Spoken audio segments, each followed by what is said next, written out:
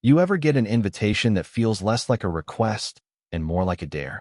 That was me 2 months ago, staring at a glossy cream envelope that smelled faintly of lavender and bad decisions. Inside, in swirling gold script, were the words, "Sophia and Jordan invite you to celebrate their union in holy matrimony." Jordan. Of course, his name was Jordan. Sounds like a guy who never worked a 12-hour day in his life, whose biggest hardship was when his protein powder went out of stock. And Sophia, my ex-wife, the woman who once told me, with a straight face, that I was a good man, just boring. You know what she meant by boring? Paying the mortgage on time, cooking dinner, keeping my promises. Apparently, reliability is kryptonite for some people. She left 2 years ago after announcing that she wanted to feel alive again. Turns out, alive was code for six-pack abs and motivational quotes on Instagram. Enter Jordan, the personal trainer, her new fiancé, whose primary job description is apparently lifting weights and seducing women having midlife crises. When the invite came, I did what any sane man would do. I laughed. Not a bitter laugh. More like the laugh you give when you find out your high school bully is now selling herbal teas on Facebook. And then I tossed it on the counter, where it stared at me for a week like a smug little ghost. Finally, curiosity, or maybe masochism, won. I RSVP'd yes. Not because I wanted closure, not because I still loved her, but because I wanted to see what kind of circus this was going to be. Fast forward to last Saturday. I'm standing outside St. Andrew's Church, adjusting my tie, feeling like I've wandered into an alternate universe. The building loomed in front of me, stone arches and stained glass, like it had seen centuries of bad decisions and was quietly judging us all. I slipped inside quietly and found a spot in the back row, far from the floral explosions and the "love is forever" sign that made me want to gag. Nobody noticed me. Perfect. That was the plan. Sit quietly, clap politely, and get out before anyone asked how I was doing. Then it happened. I felt eyes on me. A heavy stare, the kind that crawls down your spine and whispers, "You shouldn't be here." I looked up and saw him, the groom's father. A tall man in a tailored suit, silver hair slicked back, the kind of guy who looks like he eats power for breakfast. He was pale, white as the lilies on the altar. He wasn't looking at the bride, or the groom, or the guests. He was looking at me, like he'd seen a ghost. He leaned over to his son, Jordan, the golden boy, and I swear I read his lips. "We need to talk. Now." Jordan frowned, confused, but his father's hand was gripping his arm like a vice. The music was still playing, Sophia was floating down the aisle in her designer gown, and everyone else was smiling like they were in a Hallmark movie. But in that moment, something cracked in the groom's perfect world. And I had no idea yet that what happened next would turn this wedding into the most chaotic, jaw-dropping disaster this church had ever seen. Picture this. The organ is doing its dramatic thing. Sophia is halfway down the aisle, basking in the glory of every filtered Instagram fantasy she's ever had, and suddenly, bam, the groom disappears. Not literally, of course, but his father yanks him by the arm so hard that even the priest hesitates mid-smile. Jordan stumbles, trying to whisper something like, "Dad, what the hell?" But his old man's grip could have cracked diamonds. They veer off like fugitives making a break for the exit, suits flashing under the stained glass light, leaving behind a whispering sea of confused guests. Sophia freezes. For a second, she looks like a Disney princess whose carriage just turned back into a pumpkin. Her eyes dart toward the side door they just vanished through, then sweep the room like she's hoping this is some quirky, pre-wedding ritual she missed on Pinterest. Spoiler, it's not. I stay seated in the back, perfectly still, trying not to smirk. Because I know, oh, I know, this is about me. The father saw me, and something clicked. But what? Did Sophia keep some little secret from her new in-laws? Maybe about me being the boring ex? No. His reaction wasn't mild discomfort. That was full-blown holy hell we have a problem energy. The whispering rises like a tide. People crane their necks. Someone in the second row actually stands up, phone in hand like they're about to live stream this Greek tragedy. The priest coughs into his mic, probably wishing he'd called in sick today. And me? I'm sitting there like the guy who brought popcorn to a drama he didn't pay for. After what feels like 5 minutes, but was probably only 2, the side door slams open. Jordan storms back in, his face a shade of red that screams bad news incoming. His father follows, looking like he just aged 10 years in the church hallway. They march straight to Sophia, who's clutching her bouquet like it might ward off evil spirits. Jordan doesn't whisper. He doesn't even try to keep it classy. His voice booms through the cathedral. Is it true? The guests collectively inhale like a vacuum cleaner. Sophia blinks. Is what true? Her voice is trembling now, and I swear the flowers in her hair wilt a little. Jordan takes a breath so sharp it could have sliced through steel. That you were married before, and that you never told me. You could feel the shockwave hit every pew. Head snapped toward her, then toward me. And there it is, the moment the circus tent catches fire. Sophia stammers something about how it wasn't relevant, and it was a long time ago. Jordan's father cuts in, his voice low but lethal. Not relevant. He's sitting right there. And every pair of eyes swivels toward me like I just confessed to stealing the crown jewels. Now, I could have played innocent, raised my hands like, who, me? Just here for the free hors d'oeuvres. But let's be honest, I'd been the good guy long enough. So I stood, slowly, smoothly, adjusted my tie like this was my Oscars moment, and said, "Hi everyone. I'm the first husband. The boring one."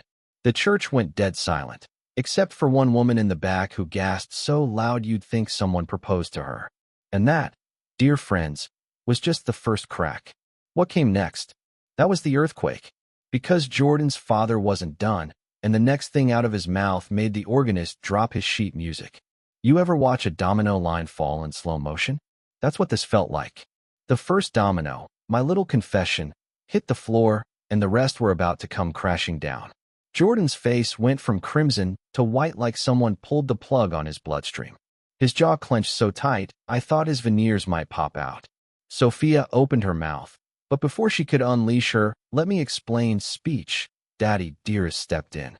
And oh boy, when this man spoke, it wasn't a whisper. It was the kind of voice that makes you stop breathing because instinct tells you something monumental is coming. "Jordan," he said, every syllable dripping with gravity, "we need to cancel this. Now." You could practically hear Sophia's soul leave her body. "Cancel?" she sputtered. "What are you talking about? This is insane." The father didn't even look at her.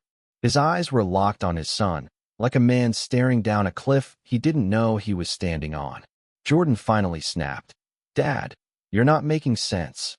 "Why? Because she was married before? Who cares?" The old man exhaled, slow, like he was trying to bleed out the truth without killing everyone in the room. Then he said it. "Because, if you marry her, you'll be committing incest."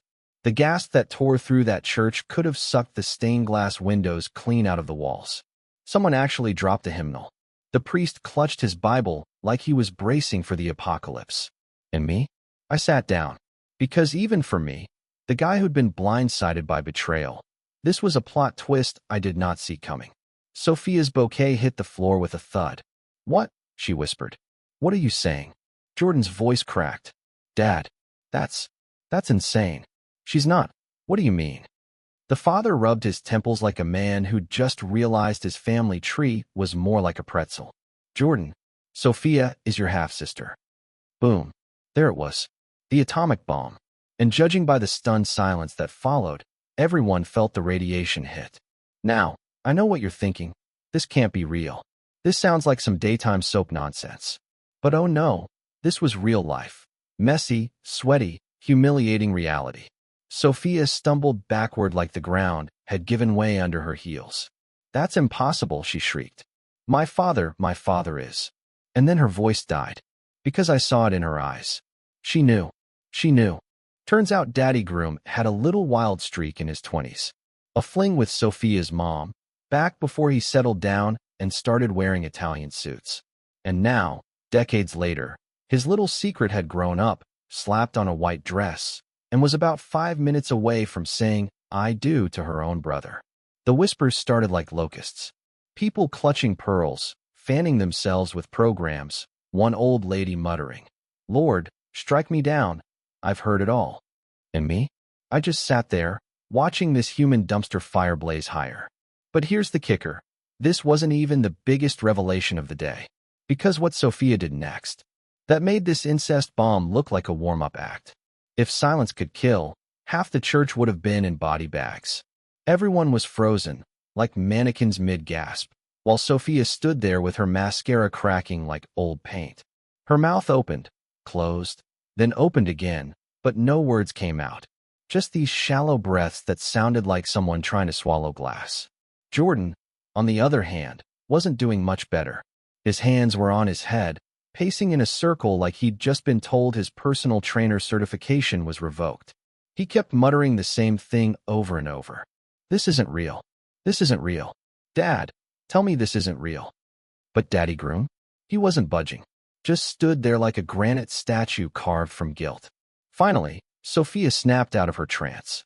She dropped the bouquet, white roses scattering across the aisle like broken promises, and let out this shaky laugh that made every hair on my arm stand up. "Oh, so now we're telling secrets?" she said, her voice teetering between rage and hysteria. "Great, because I've got one too." The whispers started up again like a swarm of bees.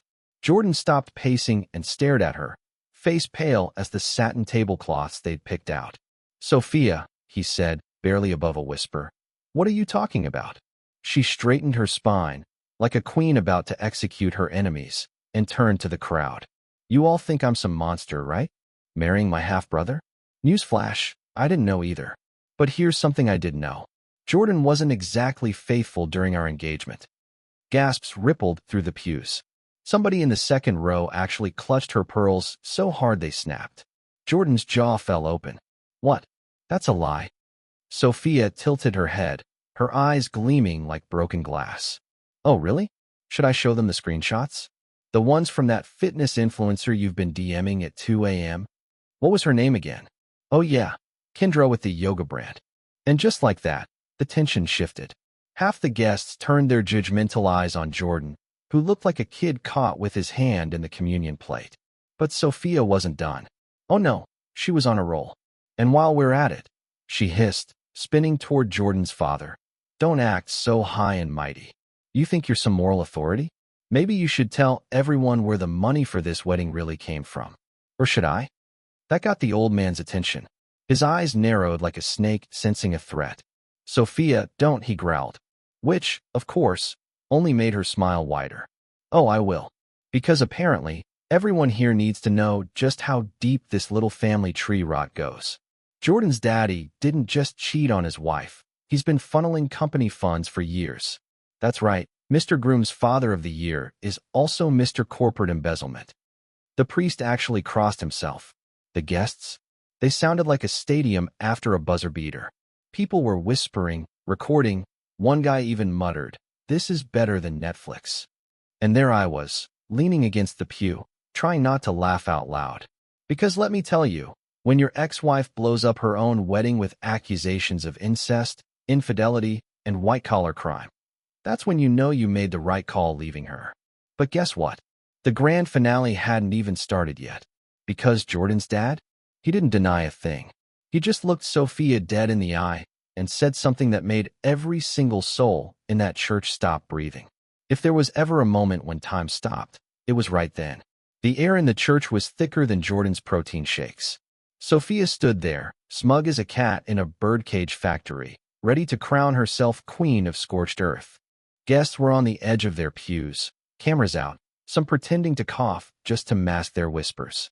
And then, Daddy Groom spoke. Low, steady, like the calm right before a tornado tears the roof off. "You think you've destroyed me, Sophia?" His voice echoed like a sermon from hell. "You think you can blackmail me in front of God and everybody?" Sophia froze. That confidence she'd been strutting around with cracked like cheap porcelain. "What are you talking about?" she said, her tone suddenly brittle. The old man's lips curled into something that wasn't quite a smile. "Go ahead, tell them about the money. Tell them about the company. Do it. Because once you do," he leaned forward so close the whole front row could smell his aftershave, "I'll tell them about your little side job in Vegas." The gasp this time was seismic. I swear the stained glass rattled. Sophia's face drained faster than cheap champagne at a bachelorette party. "What?" she stammered, but her voice was barely audible. The father didn't blink, didn't falter. Should I spell it out? Or should I let everyone check out those photos still floating around online? You know the ones you thought your little lawyer friend scrubbed from the internet. Those bachelor party weekends you worked when the image consulting gig wasn't paying the bills. Dead. Silence. You could have dropped a communion wafer and heard it echo. Sophia's bouquet lay wilted on the floor, her perfect curls trembling as every eye in the church burned holes through her. The whispers started again, hushed, vicious. Side job? Photos? Vegas? The pieces were clicking in real time. Jordan staggered back like someone just gut-punched him. What the hell is he talking about, Sophia? His voice cracked, high and raw. She shook her head violently, tears threatening her mascara masterpiece. It's not what it sounds like. Oh, sweetheart, the old man cut in, his voice dripping venom. It sounds exactly like what it is. You didn't just network in Vegas. And if you want me to prove it, I've got receipts. Videos. Hell, I could upload them before the cake even gets sliced. The guests reacted like a stadium wave. Gasps, murmurs, one old lady whispering, "Sweet Lord, smite them all." Phones started flashing as people pretended to cough while recording every second. Sophia lunged forward, hissing, "You wouldn't dare." "Oh," he said softly, "watch me." And then came the real kicker, because apparently, this man wasn't done turning lives into rubble. He looked straight at Jordan, his own son, and said the one sentence that detonated the church harder than anything before. "Jordan, she's not just your half-sister. She's pregnant." The collective scream that followed could have registered on the Richter scale. Sophia's knees buckled. Jordan went slack-jawed like someone unplugged his brain. The priest actually dropped his Bible. And me? I just sat there, hands folded, thinking, well, guess I'm not the boring one anymore. If there's a sound that defines absolute chaos, it's the collective shriek of 100 wedding guests discovering they've been cast as extras in a live-action Greek tragedy. Phones were out, people whisper screaming, and somewhere in the back, a kid asked his mom if this was part of the wedding show. Sophia looked like her soul just tried to flee her body. Her knees buckled, bouquet long forgotten, and for a second, I thought she was going to faint. Jordan? He was frozen, eyes wide, jaw slack, doing his best impression of a man whose entire DNA just filed for emotional bankruptcy. Finally, he found his voice. Pregnant. His tone was all jagged edges. You're pregnant? Sophia's lips quivered. Jordan, listen to me. No. He roared, the word echoing through the church like a gunshot. Don't you dare try to spin this now. And then, because Daddy Groom apparently had zero interest in letting oxygen back into the room, he stepped forward and dropped the follow-up nuke with all the grace of a mafia boss tossing a rival into the river. Jordan, it's not your baby. If sound could shatter stone, St. Andrews would have collapsed into rubble. A woman in the front row literally crossed herself. Someone yelled, "Sweet Jesus, this is better than Netflix." Jordan's voice came out like a strangled whisper. What do you mean?" The old man looked him dead in the eye, his voice steady as a judge's gavel. "That baby belongs to me." You ever see a man's entire soul leave his body? Jordan looked like someone had just ripped out his spine. His mouth opened, but nothing came out except this horrible little sound that was somewhere between a gasp and a sob. And Sophia? She didn't deny it. Not once. Just stood there, trembling, mascara streaking like war paint, tears sliding down her cheeks. The church erupted. Half the guests stood. Someone actually shouted, "Call Maury." Another woman fainted into a pew like she'd been hit by the Holy Spirit. Me? I was gripping the back of my bench so hard my knuckles went white. Partly to keep from laughing like a lunatic, partly because, dear God, the sheer spectacle was biblical. Jordan staggered back like the room was tilting. You slept with my father?" Sophia broke then, sobbed, ugly and loud, like her lungs were trying to claw their way out. "It wasn't like that," she wailed. "It just happened."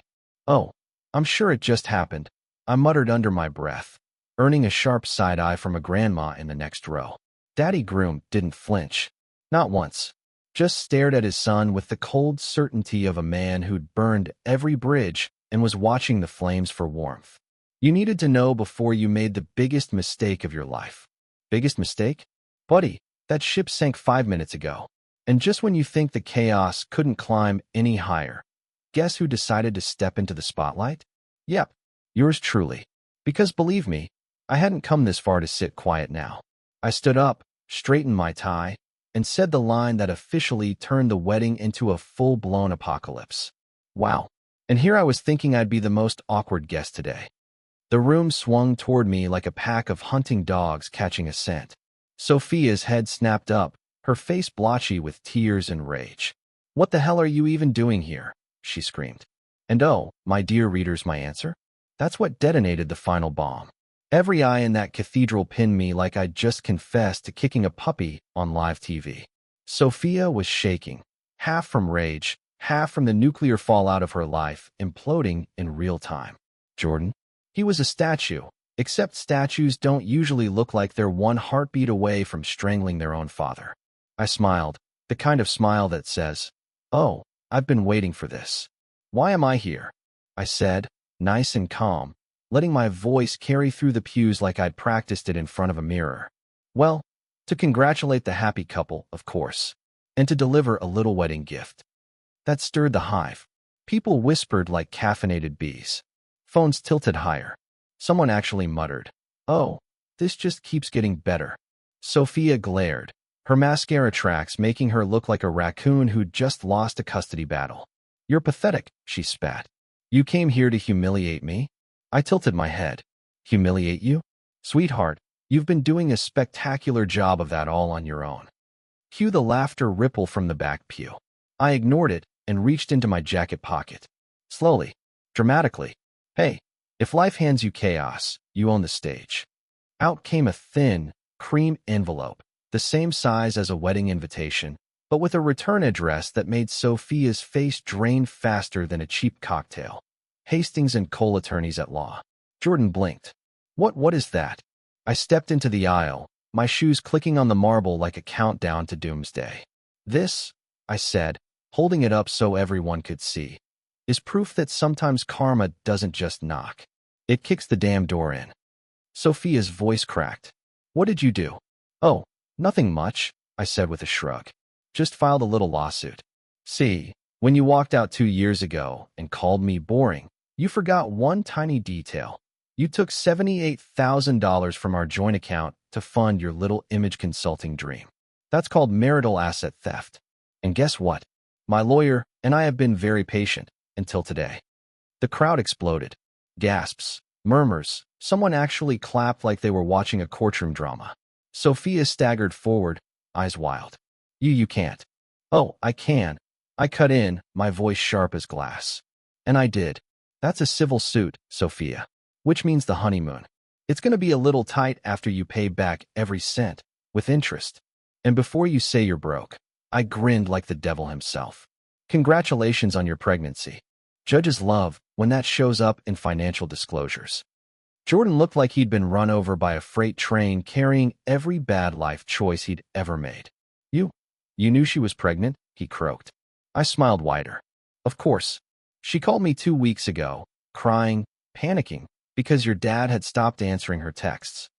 And there it was. The room went silent. Dead, bone-deep silence. Sophia's face went sheet white. The old man froze, his mask slipping for the first time. Jordan turned toward his father like a man about to commit a felony. Then I dropped the match in the gasoline. She begged me for money to make it go away. Boom. The cathedral didn't just erupt, it detonated. Screams, shouts, chairs scraping like thunder. Someone yelled, "Call the cops."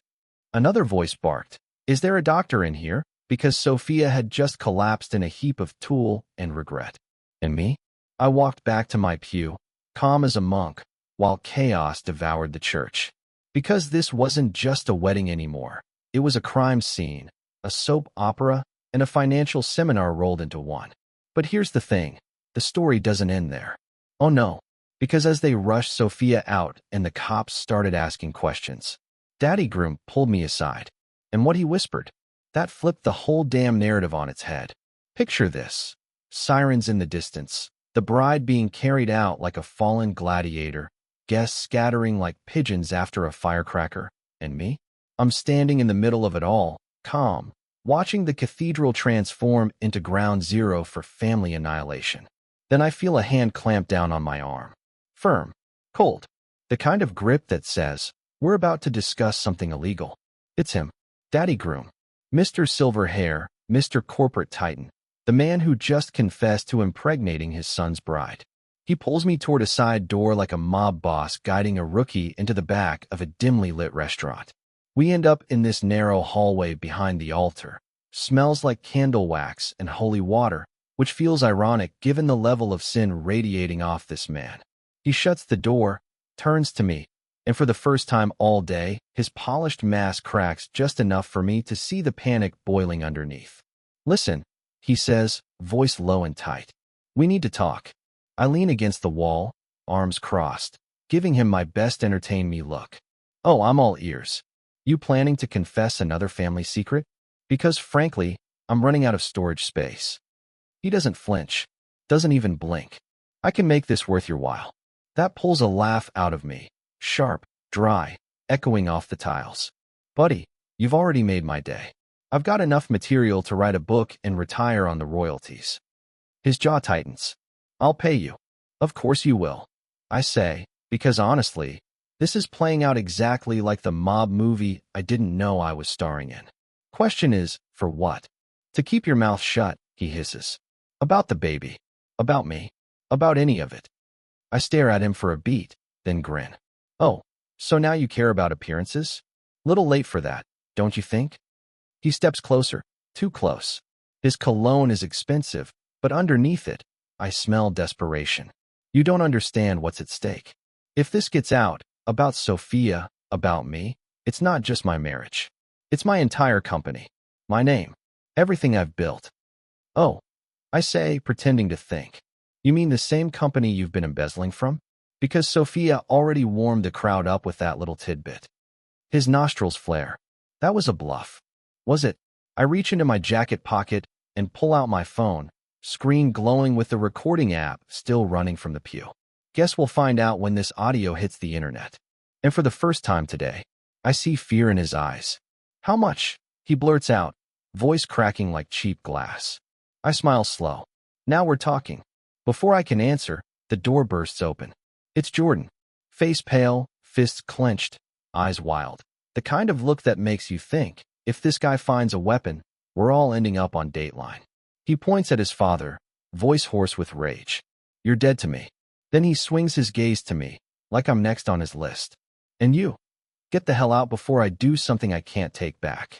The old man tries to grab his son's arm. Jordan, listen. Don't touch me. Jordan roars, jerking away so hard he slams into the wall. You ruined everything. Everything. And then, he runs. Out the back door, into the chaos, gone like a bullet. The father mutters something foul under his breath, then turns back to me, his voice low and venomous. Call me. Tonight. We'll settle this. He slips a black card into my pocket and storms out, leaving me alone in a church that now feels less like a house of God and more like the set of a Quentin Tarantino film. But here's the twist. As I pull the card out, a folded slip of paper falls with it. Handwritten. 2 words. She lied. And suddenly, the floor shifts under my feet. Because if the old man's not the father of that baby, then who the hell is? I stared at that note like it might bite me. She lied. 2 words, 1 grenade. If the old man wasn't the father, then who? I didn't have to wonder long. My phone buzzed. Unknown number. I answer, expecting a lawyer or a threat. Instead, a voice I hadn't heard in 2 years purrs through the line. Miss me. It's Valeria, Sophia's best friend. The same Valeria who whispered, know your worth, into her ear and blew up our marriage like a pipe bomb. You at the wedding? I asked, teeth grinding. She laughed. Oh, sweetheart. I've been inside this wedding for months. Literally. Click. She hangs up. And suddenly, it all clicks in my head like a sick puzzle. The late-night texts, the girls' weekends, the Vegas trips. That baby? Not the Grooms. Not Daddy Grooms. It's Valeria's husband's. The same guy who funded half of Sophia's business venture. The same guy who's here, 2 pews up, pale as death, watching his wife record chaos on Instagram like she's TMZ. This wasn't a wedding. It was a war zone. And the biggest explosion? Still ticking. The church was still smoldering with chaos when I walked back into the main hall. Guests were packing up gossip like souvenirs. The priest was muttering something about exorcisms, and Sophia was gone, spirited out by 2 relatives and a paramedic with a face like I don't get paid enough for this. I stopped halfway down the aisle, turned to the crowd, and said, loud enough for the live streamers to catch, "Before you all leave, quick PSA, if you're planning to marry someone, maybe check the family tree and your bank accounts." A ripple of nervous laughter ran through the room. The organist actually snorted. I gave them my best smile, then added, "Oh, and for those wondering, I'm not just the ex. I'm the one funding her little empire of lies. That's ending today. Ever since coming back, through court. So, Sophia, if you're watching this on somebody's Instagram live, congratulations. You've officially gone viral and bankrupt." Gasps. Phones raised higher. Somewhere in the back, a man whispered, "God, I love this country." I straightened my jacket, turned, and walked out into the sunlight like I'd just finished a Broadway show. Because honestly, I had. And the encore? That was coming in court. What happened after? Jordan disappeared for good. I heard rumors he left town. Daddy Groom tried to call me that night, but I blocked him after sending a text. Your secrets are safe. For now. Pay your lawyers, not me. Sophia? She went full damage control on social media, posting quotes about resilience and rebirth while quietly selling her designer bags on consignment. And me? I had dinner that night with a friend who'd been warning me all along. Over whiskey and steak, I raised a glass and said, "To being boring," because apparently, boring wins in the end. And you know what? For the first time in years, I believed it.